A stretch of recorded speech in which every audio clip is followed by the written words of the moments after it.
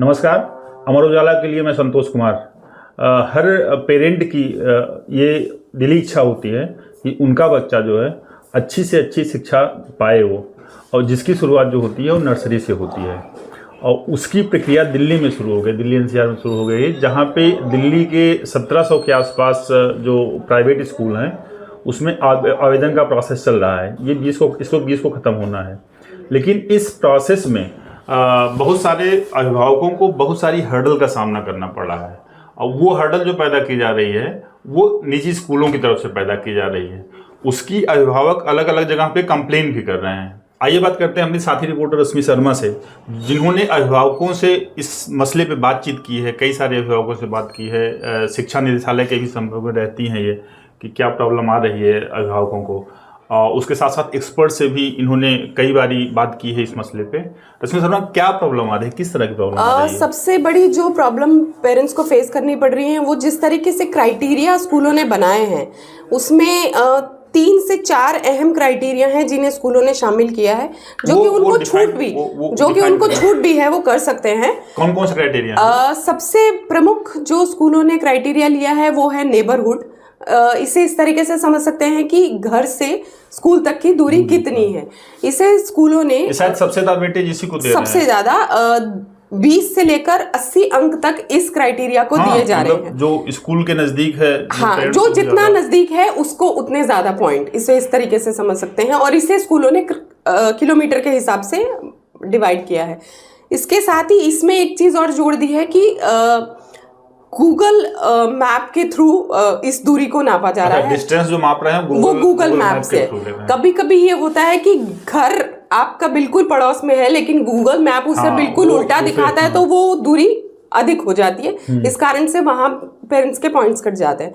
दूसरा जो अहम पॉइंट्स स्कूलों ने रखा है वो रखा है सिबलिंग, यानी आप बच्चे के भाई बहन अगर उसी स्कूल में पढ़ रहे हैं तो उसको भी 10 से 20 अंक तक आपके मिलेंगे। तीसरा जो क्राइटेरिया है वो है आपके माता पिता अगर उसी स्कूल में पढ़े हुए हैं, एलुमनाई हैं अगर उस स्कूल में, तो इसका लाभ भी बच्चों को अंक के रूप में मिल रहा है। लेकिन कई अभिभावक ऐसे हैं जिन्हें केवल नेबरहुड का लाभ ही मिल पा रहा है, क्योंकि वो सिबलिंग नहीं है, जिनका पहला बच्चा है, नहीं होगा, नहीं है, तो उनको ये दिक्कत आ रही है कि सिर्फ वो उस नेबरहुड के अंक के माध्यम से कैसे वो अपना दाखिला सुनिश्चित कर पाएंगे।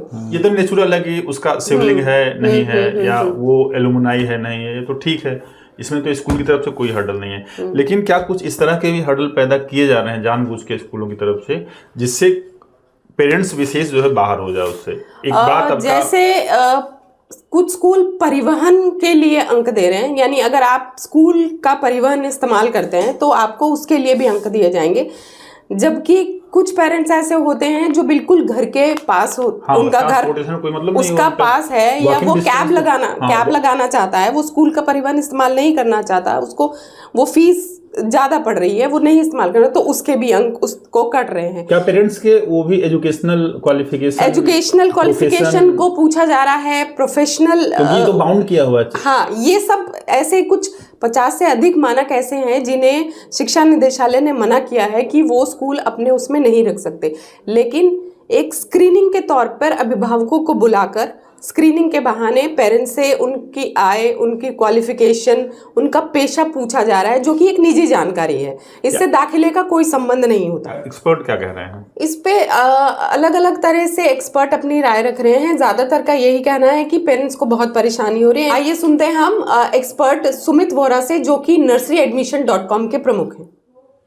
हर साल की तरह इस बार भी एडमिशन्स के लिए जो है पेरेंट्स को नर्सरी एडमिशन काफ़ी प्रॉब्लम आ रही है।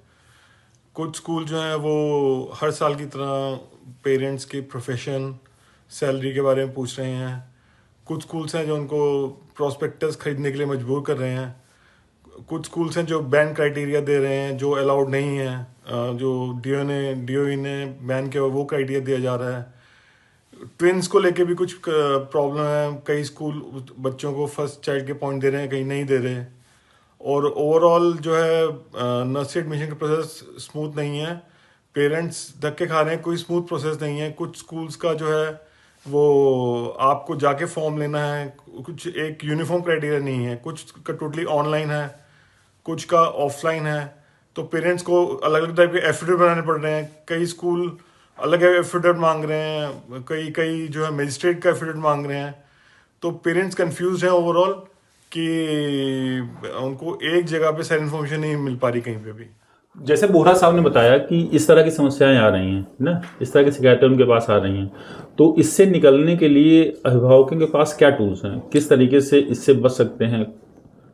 अभिभावक इस बीते कुछ सालों से, बीते पुराने अभिभावकों से अनुभव लेते हुए बहुत ज़्यादा परेशान हो चुके हैं कि वो कंप्लेंट करते हैं लेकिन उस तरीके से उनकी सुनवाई नहीं होती। बस उनके पास एक ही रहता है कि चलिए हम शिकायत कर देते हैं। कहाँ फोरम, क्या मतलब, क्या उनको सेंट्रलाइज कोई एक दिया गया है? शिक्षा निदेशालय ने अपना एक जो है हर जोन में एक हेल्प डेस्क बनाया हुआ है।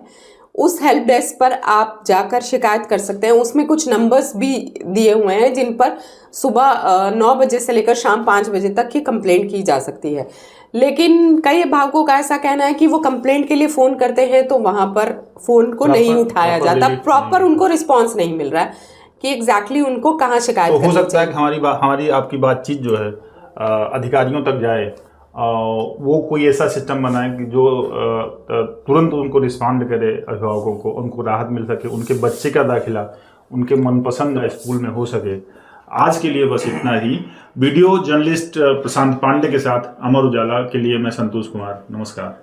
अगर आप ये वीडियो YouTube पर देख रहे हैं तो हमारे चैनल को सब्सक्राइब करें और बेल आइकन को दबाना ना भूलें। अगर आप Facebook पर ये वीडियो देख रहे हैं तो हमारे पेज को लाइक करें।